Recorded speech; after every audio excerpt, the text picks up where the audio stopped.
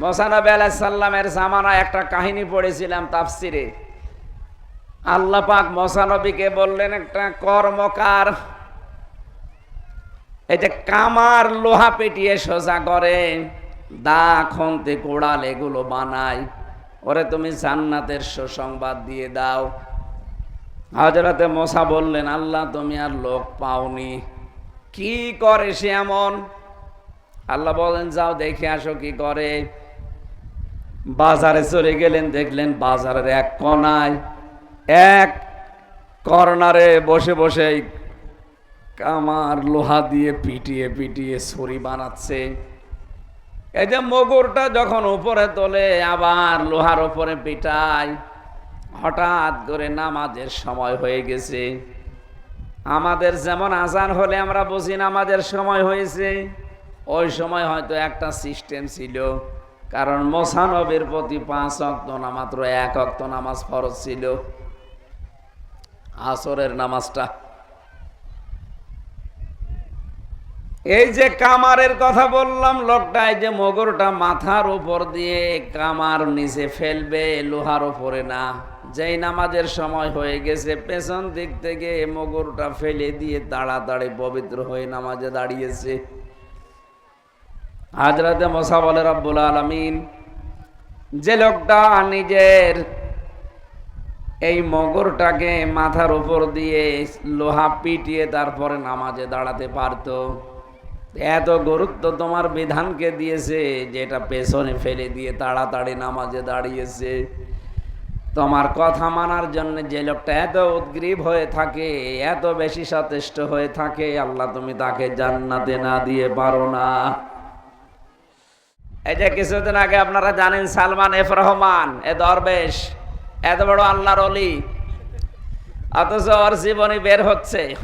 ও একজন ব্যবসায়ীর বউকে এই টক শো করতে গিয়ে তার সাথে মোলায়েম কণ্ঠে কথা বলার কারণে এত বড় একটা দরবেশের মতো মানুষও তার অন্যের স্ত্রী জোর করে বাপ দিয়ে হোক, জোর করে নিয়ে এসে হোক, বিয়ে করে সংসার চালাচ্ছে। নাউজুবিল্লাহি মিন যালিক। সেই লোকটা তো আর নিজের ইচ্ছা করে তালাক দেয়নি, যদি দিয়ে থাকে তাকে আপনি জোর করে দিয়েছেন। সুতরাং এই যে এই মহিলাটা নিজের কণ্ঠ দিয়ে, নিজের শরীর দিয়ে, রূপ সৌন্দর্য দিয়ে এমনভাবে দরবেশকে আকৃষ্ট করেছে, দরবেশ শেষ পর্যন্ত তার স্বামীর কাছ থেকে তাকে কেড়ে নিয়ে, এটা তামাম দুনিয়া এখন ছড়িয়েছে। আর মানুষের ভেতরে দরবেশের প্রতি একটা খারাপ ধারণা আসতেছে। একটা দরবেশ এত বড়, এত বয়স্ক মানুষ যদি এই কাজ করে, আপনি কার সাথে, কোন বয়সী মানুষের সাথে কি মোলায়েম কণ্ঠে কথা বলছেন? শয়তান তো বসে নেই, শেষে কিন্তু জেনার দিকে নিয়ে চলে যাবে। এই জন্য আমি সহ যারা এখানে শুনতেছি, সম্মানিত মা বোনদেরকে বলছি, খুব সাবধান, এটা রেকর্ড হচ্ছে, সারা দুনিয়ায় যাবে। প্রত্যেকটা মুসলিম পরিবারে যারা আছেন, বসবাস করেন, সে মা হোক, মেয়ে হোক, বোন হোক, ফুফু হোক, চাচি হোক, প্রত্যেককে আমি আহ্বান জানাচ্ছি, এই যে পারিবারিক জীবনে, আমাদের সামাজিক জীবনে যে বিষয়গুলো ঘটে অনাকাঙ্ক্ষিতভাবে, কিছু মনেই করে না, এটা যেন সাবধান থাকেন। ফাতেমাতুজ জোহরা তিনি বলেছিলেন, রাতের বেলা আমারে মাটি দিয়ে দিও, বেশি মানুষকে ডাক দেওয়ারও দরকার নেই, বেশি মানুষকে দেখানোরও দরকার নেই, কারণ আমার মরণের পরেও যেন পর্দা ঠিক থাকে, এটা আমার খুব জরুরি।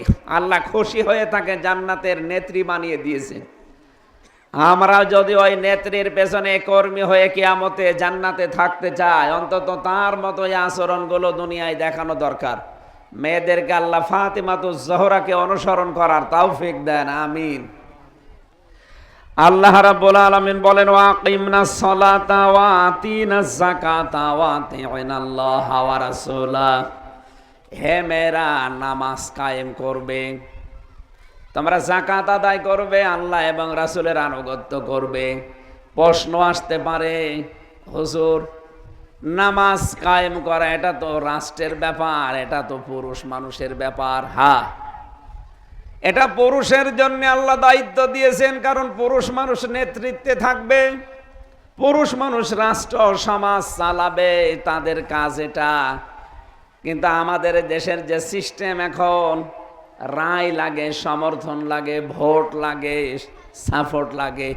এটা যেহেতু শুধু পুরুষ মানুষের ভোটে একজন মানুষ নেতা হতে পারে না, নেতৃত্ব দিতে পারে না, নামাজ কায়েমের জন্য যারা সংসদে যেতে চায় তাদের এমপি হওয়া লাগে। সামনে যদি এরকম মেয়র বলেন, উপজেলা চেয়ারম্যান বলেন, এমপি বলেন, মন্ত্রী বলেন, যারা সংসদে আইন পাশ করবে, এই নামাজের বিল আনবে, এই জন্য যদি আপনি পুরুষ মানুষের ভোট লাগে, মেয়েদেরও ভোট লাগবে, রায় লাগবে। আপনি নামাজ কায়েম নিজে যেমন করছেন, এটা পরিবারে, সমাজে এবং রাষ্ট্রে যেন কায়েম হয়, তার জন্য আপনার ভূমিকা লাগবে। এই জন্য সামনে এরকম ভূমিকা পালন করার সময় আসতেছে। আল্লাহওয়ালা এরকম কোন মানুষ যারা নামাজ কায়েম করতে পারে, সে যদি আপনার আত্মীয় নাও হয়, আপনার স্বামীর আত্মীয় নাও হয়, আপনার নিজের দল যা করেন ওই দলের লোক যদি নাও হয়, সে যেহেতু নামাজ কায়েম করবে, তাকে আপনার রায় দেওয়া লাগবে, সাপোর্ট করা লাগবে, সমর্থন দেওয়া লাগবে, ভোট দেওয়া লাগবে। এটা আপনি মনে করবেন আমি নামাজ কায়েম করার জন্য সাহায্য করলাম। ওই লোকটা যদি আপনার রায় পেয়ে এমপি হওয়ার পরে সংসদে নামাজ কায়েমের জন্য একটা বিল উনি উত্থাপন করে যে আমি নামাজ কায়েম চাই, এরকম যদি 151 জন হয়ে যায়, এই দেশে যদি রাষ্ট্রীয়ভাবে নামাজ কায়েম হয়ে যায়, বিশ্বাস করেন কিয়ামত পর্যন্ত আপনি কবরে শুয়ে শুয়ে নামাজ পড়ার সওয়াব পাবেন। এই জন্য নামাজ কায়েমের দায়িত্ব যেমন পুরুষের আছে, মেয়েদেরও আছে। আর সেই সুযোগ সামনে আসতেছে। মেয়েদের জন্য সবচাইতে বড় আমানত হচ্ছে স্বামী যখন বাইরে চলে যাবে, তার সম্পদ এবং সন্তান এগুলোকে যেন দ্বীনের পথে রাখা যায়, সর্বাত্মক চেষ্টা করা।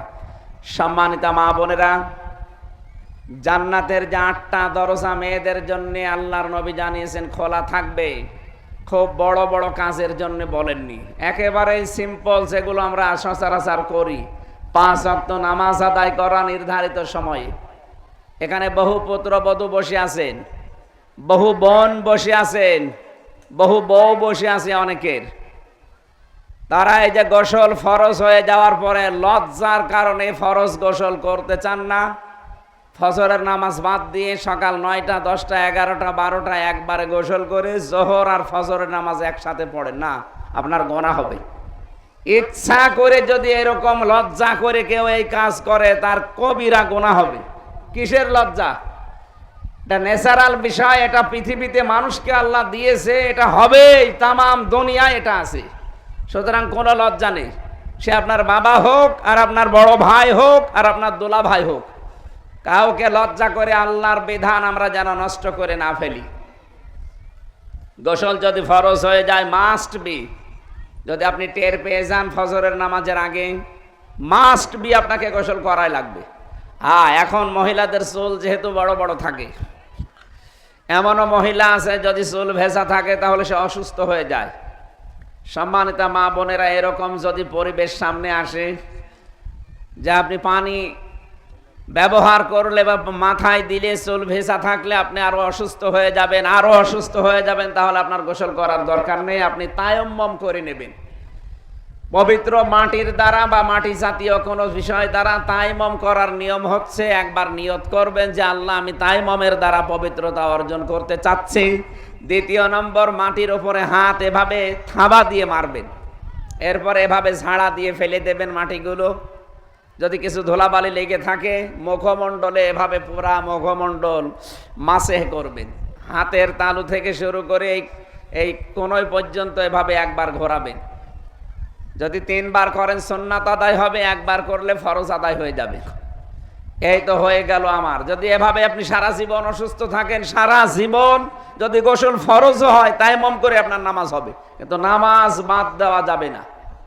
লজ্জার খাতিরে এটা যারা করেন আজকে থেকে বাদ দিয়ে দেবেন, কোনো লজ্জা নেই। 5 ওয়াক্ত নামাজ যেখানেই থাকেন, যে অবস্থায় থাকেন, গাড়িতে আছেন, যদি সেজদা দেওয়ার জায়গা না থাকে ইশারায় পড়বেন যে আমি এখন রুকু করছি, এখন সেজদা করছি। মেয়েদের সন্তান যখন আসে প্রথমে পানি দেখা যায় জরায়ুতে, নবীজি বলেন এই অবস্থায় যদি সন্তানের মাথা দেখা যাচ্ছে ওরে তোলার ভেতরে বিছিয়ে বলো যে নামাজ পড়। ফরজ নামাজের এত গুরুত্ব, অথচ হাঁসের খাবার দিতে দিতে উনি মাগরিবের নামাজ বাদ দিয়ে দিয়েছে। আশা করছি নামাজের এই গুরুত্বটা দেবেন, আল্লাহ আপনার গুরুত্ব দেবে। মুসা নবী আলাইহিস সালামের জামানায় একটা কাহিনী পড়েছিলাম তাফসিরে। আল্লাহ পাক মুসা নবীকে বললেন একটা কর্মকার এই যে কামার লোহা পেটিয়ে সোজা করে, দা খন্তে কোড়াল এগুলো বানায়, ওরে তুমি জান্নাতের সুসংবাদ দিয়ে দাও। হযরতে মুসা বললেন আল্লাহ তুমি আর লোক পাওনি, কি করে সে এমন? আল্লাহ বলেন যাও দেখে আসো কি করে। বাজারে চলে গেলেন, দেখলেন বাজারের এক কোনায় এক কর্নারে বসে বসে কামার লোহা দিয়ে পিটিয়ে পিটিয়ে ছুরি বানাচ্ছে। এই যে মগুরটা যখন উপরে তোলে আবার লোহার উপরে পিটায়। হঠাৎ করে নামাজের সময় হয়ে গেছে। আমাদের যেমন আজান হলে আমরা বুঝি নামাজের সময় হয়েছে, ওই সময় হয়তো একটা সিস্টেম ছিল, কারণ মুসা নবীর প্রতি 5 ওয়াক্ত না মাত্র 1 ওয়াক্ত নামাজ ফরজ ছিল, আসরের নামাজটা। এই যে কামারের কথা বললাম, লোকটা এই যে মগরটা মাথার উপর দিয়ে কামার নিচে ফেলবে, লোহার উপরে না। যেই নামাজের সময় হয়ে গেছে পেছন দিক থেকে মগরটা ফেলে দিয়ে তাড়াতাড়ি পবিত্র হয়ে নামাজে দাঁড়িয়েছে। হযরতে মুসা বলে রব্বুল আলামিন, যে লোকটা নিজের এই মগরটাকে মাথার উপর দিয়ে লোহা পিটিয়ে তারপরে নামাজে দাঁড়াতে পারতো, এত গুরুত্ব তোমার বিধানকে দিয়েছে যে এটা পেছনে ফেলে দিয়ে তাড়াতাড়ি নামাজে দাঁড়িয়েছে। তোমার কথা মানার জন্য যে লোকটা এত উদ্গ্রীব হয়ে থাকে, এত বেশি সচেষ্ট হয়ে থাকে, আল্লাহ তুমি তাকে জান্নাতে না দিয়ে পারো না। এই জন্য আমাদের দুনিয়ায় যত কঠিন কাজ সামনে আসুক না কেন, ফরজ নামাজটা মাস্ট বি। বিশেষ করে মেয়েরা জোহরের সময়টা ঝামেলা পড়ে যায়, আসরের সময়টায় ঝামেলায় পড়ে যায়, রান্না বাড়ার করে না। যত রান্না হোক আর যা নষ্ট হয়ে যাক, ফরজ নামাজ 4 রাকাত পড়ে নেওয়াই লাগবে। যারা সফরে থাকেন মেয়েরা, নিজের বাড়ি থেকে শুরু করে 48 মাইল 77 কিলোমিটার, নিজের বাড়ি থেকে যদি 77 কিলোমিটার বা 48 মাইলের দূরত্বে কোনো জায়গায় চলে যান, এটা আবু হানিফার মত। অন্যান্য মাযহাব অনুযায়ী 15 কিলো গেলেও হবে। যদি নিজের বাড়ি থেকে 15 কিলোমিটার, আমরা যেহেতু আবু হানিফার মাযহাব মেনে চলি, এজন্য বলছি 48 মাইল বা 77 কিলোমিটার বাড়ি থেকে বের হয়ে যদি নিজের বাবার বাড়িও হয়, না না এখানে একটা মাসলা আছে, এই ভালো করে শুনবেন এটা। মা বোনেরা, নিজের বাবার বাড়ি যেহেতু আপনার সম্পদ আছে, এই জন্য বাবার বাড়ি যদি নিজের স্বামীর বাড়ি থেকে 100 কিলোমিটারও হয়, আপনি মুসাফির না, ওখানে গেলে আপনি আবার মুকিম হয়ে গেছেন। যেখানে আপনার সম্পদ আছে স্থায়ী বসবাস করার, ওই জায়গা বাদ দিয়ে। এই যে আমি কুষ্টিয়া থেকে পাবনা এসেছি, আমার মনে হয় কুষ্টিয়া থেকে পাবনা কত কিলো, 50-55 কিলো না। আমার এখনো মুসাফির আমি হয়নি। আমি যেহেতু আজকে সেই পঞ্চগড়ে যাব বলে বের হয়েছি, বা গাইবান্ধা অথবা এদিকে চাঁপাই নবাবগঞ্জ, রাজশাহী গেলে আবার 120 কিলো হয়ে যাবে। তো সেই হিসাবে আমি বের হয়েছি বাড়ি থেকে প্রায় আমি 3-4 দিনের জন্য। আমি এখন মুসাফির। আর মেয়েদের জন্য যদি নিজের বাড়ি থেকে 48 কিলোমিটার বা 48 মাইল 77 কিলোমিটার যদি বাড়ি থেকে বের হয়ে যান, নিজের বোনের বাড়ি হোক, নিজের ভাইয়ের বাড়ি হোক, খালি বাবার বাড়িটা বাদ দিয়ে, যেহেতু সেখানে তার সম্পদ আছে এই জন্য সেটা বাদ দিয়ে, বা অন্য কোনো আত্মীয় স্বজনের বাড়িতে বেড়াতে গেছেন, এখান থেকে ঢাকায় গেছেন, তাহলে আপনি মুসাফির। আর মুসাফির অবস্থায় 2 ওয়াক্ত নামাজ একবারে আদায় করতে পারবেন, এটা আপনার জন্য একটা হাদিয়া আল্লাহর পক্ষ থেকে। জোহরের নামাজ 2 রাকাত, আসরের নামাজ 2 রাকাত, একবারে 2 রাকাত করে পড়ে নেবেন, সারা দিন আর নামাজ পড়া লাগবে না। আর মাগরিবের সময় বা এশার সময় যে একবারে মাগরিবের নামাজ 3 রাকাত আর এশার নামাজ 2 রাকাত একবারে পড়ে নেবেন, বা সময় যখন পান তখন পড়ে নিন, অসুবিধা নেই। আপনি পড়ে নিলে আপনার সারা রাত আর নামাজ নেই। আমি আশা করছি এই মাসলাটা আপনাদের মনে থাকবে সহজের জন্যে, যদি মুসাফির বা সফর করেন। কিন্তু নিজের বাবার বাড়ি হলে কিন্তু হবে না, কারণ ওখানে আপনার সম্পদ আছে। যদি স্বামী মারা যায় বা স্বামীর বাড়ির লোকজন যদি শেষ পর্যন্ত আপনাকে তাড়িয়ে দেয়, আপনার শেষ ঠিকানা আপনার বাবার বাড়ি, ওখানে আপনার সম্পদ আছে, আপনি একটা ঘর তুলে হলেও থাকতে পারবেন, সেই হিসাবে ওখানে গেলে আপনি আর মুসাফির হবেন না। এজন্য নামাজটা যেন আমরা বাদ না দেই, সে যে অবস্থায় থাকি। রমজানের রোজা রাখার ব্যাপারে তো বলা লাগে না, শরীর যেই দিন অসুস্থ থাকে ওই কয়টা বাদ দিয়ে বাকি রোজাগুলো তো রাখবেন, আর ওই রোজা আসার আগে যে কয়টা ভাঙা রোজা আছে এই কয়টা রেখে দেবেন। শাওয়াল মাসের যে 6টা রোজা আছে এটা পরে, আগে ওই ফরজ রোজা রেখে দেন, তারপর শাওয়াল মাসের রোজা। আশা করছি কথা বুঝেছেন। 3 নম্বরে, যাদের শরীর আল্লাহ দিয়েছেন, এ শরীরটা শুধুমাত্র আল্লাহ আপনাকে আমানত হিসাবে আপনার স্বামীর জন্যে খুব হেফাজতে রাখবেন, এইটাই আপনাকে জান্নাতে নিয়ে যাবে। 4 নম্বরে, যাদের স্বামী আছে, স্বামীর এতাআত করে তার জায়েজ হুকুমগুলো মেনে নিয়ে আনুগত্য করে তাকে খুশি রাখা লাগবে। স্বামী স্ত্রী ব্যবহারের পরে যদি কেউ গোসল করে, যত ফোঁটা পানি পড়বে প্রত্যেক ফোঁটা একটা করে সওয়াব হবে। কিন্তু নিজের স্বামী বাদ দিয়ে যদি অন্য লোকের সাথে কোনো গোনায় লিপ্ত হয়ে এই গোসল করে, যত ফোঁটা পানি পড়বে তত কবিরা গোনা হবে। বহু মহিলারা এরকম গোপন গোনাতে লিপ্ত আছে এই দেশে। আল্লাহ সম্মানিত মা বোনদেরকে তুমি কুদরতি হাতে বাঁচাও, বলেন আমিন। সুতরাং নামাজ কায়েমের আন্দোলনে আপনারও ভূমিকা আছে। সামনে যদি সুযোগ পান এই ভূমিকা কাজে লাগাবেন। এখানে আর স্বামীর হুকুম, ভাইয়ের হুকুম, বাবার হুকুম মানা যাবে না, কারণ এই হুকুমটা এখন আল্লাহ। এরকম কোন পরিস্থিতি সামনে আসলে অবশ্যই আপনাকে মানা লাগবে। 2 নম্বরে, যাকাত দেওয়া লাগবে। বহু মহিলার 7.5 ভরির উপরে স্বর্ণ আছে, এরা যাকাত দিতে চায় না। সম্মানিত মা বোনেরা, যাদের শাড়ি 3টার উপরে আছে, নিজে একটা 2টা শাড়ি তো পরা লাগে, আর একটা আপনি কোনো অনুষ্ঠানে যাওয়ার জন্য রেখে দিয়েছেন, এর বাইরে যদি কোনো শাড়ি 8টা 10টা 15 20টা থাকে, ওইটাকে আপনার যাকাত আদায় করা লাগবে। অথচ একজনের শাড়ি মনে হয় 200টা শাড়ি রেখে দিয়েছে আলমারিতে, ও জীবনে কোন দিন পরবেও, এরপরও অনুষ্ঠান আসলে স্বামীকে বলে আমার নতুন পোশাক লাগবে। আপনি মানুষ? ওই দিন এক স্বামী চিল্লাচ্ছে, ওইটার যাকাত আপনি গরিব মানুষ আছে আপনার আত্মীয় স্বজনের ভেতরে, 3টার পরে সেগুলো থাকবে আপনার যেটা পছন্দ হয়, এইরকম পছন্দনীয় জিনিস আপনি ওইটাকে দিয়ে দেবেন। কারণ লাং তানালুল বিররা হাত্তা তুনফিকু মিম্মা তুহিব্বুন, যতক্ষণ তোমরা নিজের পছন্দ করা জিনিসকে মানুষকে না দেবে ততক্ষণ সওয়াব পাবে না।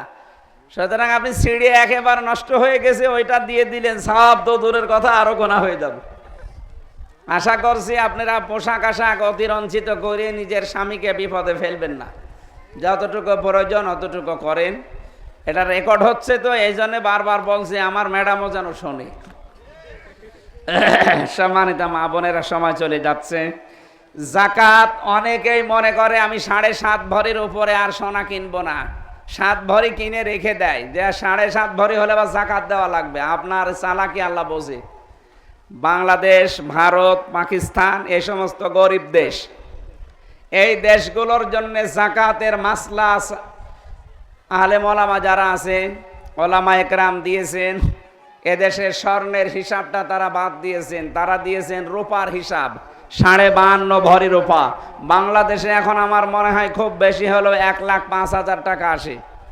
52.5 ভরি রূপার দাম 1,05,000। 1,05,000 টাকার যদি আপনার কাছে থাকে, সে স্বর্ণ হোক, রূপা হোক, ব্যাংকের টাকা হোক, বাক্সের ভেতরে ছোট ব্যাংকে, সব মিলে 1,05,000-এর উপরে যদি 1 বছর এই টাকা আপনার কাছে থাকে, তাহলে মাস্ট বি 100 টাকায় 2.5 টাকা যাকাত দেওয়া লাগবে। আশা করছি মাসলা বুঝেছেন। এটা আবার 1 বছর পার হওয়া লাগবে।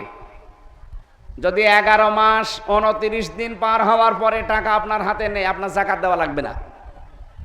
পুরা 12 মাস পার হওয়া লাগবে। 1,05,000 টাকার সম্পদ, সে সোনা হোক, রূপা হোক, ব্যাংকের টাকা হোক, আর ওই ধার দিয়ে রেখে দিয়েছেন, ওই টাকা পান আর না পান, যতক্ষণ পাবেন না ততক্ষণ না, যখন আপনি হাতে পেয়ে যাবেন তখন আপনি মালিক। মাসলাটা আবার বলছি, জাকাতের নিয়ম হচ্ছে 52.5 ভরি রূপার দাম অনুযায়ী যা সম্পদ হয়, এই সম্পদ আপনার কাছে 1 বছর থাকা লাগবে। কিন্তু এটা আবার ব্যবহারিক জিনিস হলে হবে না। আপনি নাকে কানে গলায় হাতে পায়ে যে জিনিসগুলো ব্যবহার করেন এগুলো বাদ, এগুলোর জাকাত নেই। কিন্তু যেগুলো রেখে দিয়েছেন ওটা যদি 1 বছর পার হয়ে যায়, ব্যবহার করেন না, শুধু ওই কালে ভদ্রে সে কোন ভাইয়ের বিয়ে হবে তখন আপনি সেজে যাবেন, না, ওটা ব্যবহারিক জিনিস না, ওটা 1 বছরে হয়তো 1-2 বার হয়। তাহলে আমি বললাম নিজের মুখের, কানের, অনেকে আবার এখন এই যে নাকের ভেতরে 2 নাক ফোড়ায়, ঠোঁটের ভেতরে দিচ্ছে, আরো বাকি জায়গা কত জায়গায় ব্যবহার করছে। যেখানে ব্যবহার করেন অসুবিধা নেই, ব্যবহারিক জিনিস বাদ। একটা মোটর সাইকেল আছে আপনার, একটা সাইকেল আছে, অথবা ব্যবহারিক একটা কার গাড়ি আছে, এটা বাদ। ব্যবহারিক জিনিসপত্র বাদ দিয়ে যেগুলো পড়ে আছে শুধুমাত্র, এটা যদি 12 মাস যদি পার হয়ে যায়, 100 টাকায় 2.5 টাকা হিসাব করে করে 1 লক্ষ টাকায় মাত্র 2.5 টাকা আছে, এইটা আপনাকে আল্লাহ রাস্তায় মাস্ট বি দেওয়াই লাগবে। যদি না দেন কিয়ামতে এই সম্পদগুলো গরম করে করে আল্লাহ পিঠের উপরে, নাকের উপরে, মুখের উপরে, বুকের উপরে ছাকা দেবে জাহান্নামের আগুনে পুড়িয়ে। আল্লাহ আমাদের মেনে চলার তৌফিক দিও। 3 নম্বরে পেয়েছি ওয়াতিউনাল্লাহ ওয়া রাসূলা, আল্লাহ এবং রাসূলের আনুগত্য করা লাগবে। ইন্নামা ইউরিদুল্লাহু লিইউযহিবা আনকুমুর রিজসা আহলাল বাইত, আল্লাহ বলেন আমি আহলে বাইত যারা আছে দুনিয়ায়, নবীর উত্তরাধিকারী কি নবীর বংশের যারা পরিবারের, এই মানুষগুলোকে আমি পবিত্র করতে চাই। তাদের শরীর, তাদের মন, তাদের পরিবার, তাদের সমাজ। আয়ুতাহহিরাকুম তাতহীরা, আযকুরনা মা ইউতলা ফি বুয়ুতিকুন্না, তোমাদের ঘরের ভেতরে যেখানে আল্লাহর আয়াত এবং রাসূলের হাদিস তেলাওয়াত হয়, এই ঘরগুলো আল্লাহর দৃষ্টিতে উত্তম। সুতরাং আপনাদের উচিত হচ্ছে নিজের স্বামী, নিজের বড় ভাই, নিজের বাবা, নিজের সন্তান, এগুলোকে যেন কোরআনের আয়াত তেলাওয়াত, রাসূলের হাদিস তেলাওয়াতের মাধ্যমে ঘরটা মিনি একটা জান্নাত বানানো যায় চেষ্টা করা। এই জন্য প্রত্যেক মহিলার উচিত তার স্বামীকে দিয়ে, তার বড় ছেলেকে দিয়ে, অথবা তার বড় ভাইকে দিয়ে, তার বাবাকে দিয়ে, যারা আপনার পরিবারে আছে এদেরকে দিয়ে প্রতি সপ্তাহে অন্তত 2 দিন আধা ঘন্টা থেকে 1 ঘন্টা কোরআনের কোনো আয়াত নিয়ে, হাদিসের কোনো বাণী নিয়ে আলোচনা করা। আল্লাহর রহমত নাজিল হবে ইনশাআল্লাহ ঘরে। আল্লাহ আমাদের তৌফিক দিন মেনে নেওয়ার।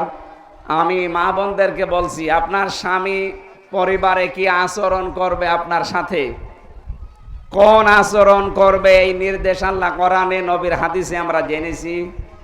আমি জেলখানায় 3টা বছর বন্দী ছিলাম, বসে বসে এই বইগুলো লিখেছিলাম যে পারিবারিক জীবনে যে দাম্পত্য কলহগুলো আছে এগুলোর সমাধান কি করে করা যায়। এটা লিখেছিলাম 120 পৃষ্ঠা।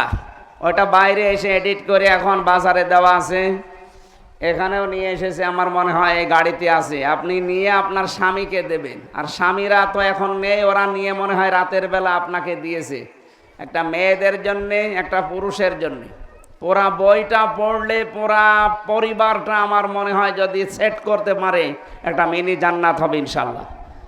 আল্লাহ মেয়েদেরকে ওই যে সাদা গাড়ি থেকে যাওয়ার সময় নিয়ে যাবেন, মাত্র আমরা খরচটা রাখছি, রাতের বেলা ওরা 150 করে বলেছিল, আমার 150 করে মেয়েদের টাকা পয়সা নেই, ওই মাত্র 100 টাকা করে নিয়ে যাবেন যদি টাকা থাকে, আর না থাকলে আমার নাম বলেন, ফেরি দিয়ে দেবে।